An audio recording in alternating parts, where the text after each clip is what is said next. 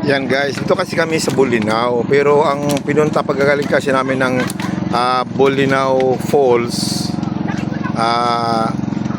dito kami pumunta na sa Sungayan Grills. Dito kami kumain ng tanghalian. Kaya naisipan namin na ng grupo namin na talagang dito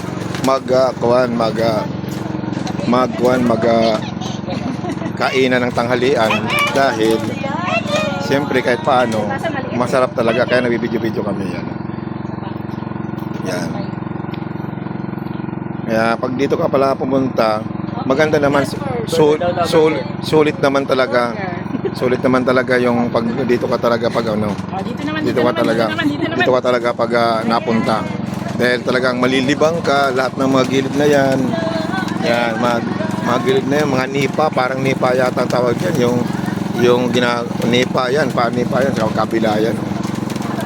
Kaya talagang malinaw pati, maraming isda rito, mga tilapia, kaya maganda talaga ang Sungayan dito sa Bolinao, Pangasinan. Thank you!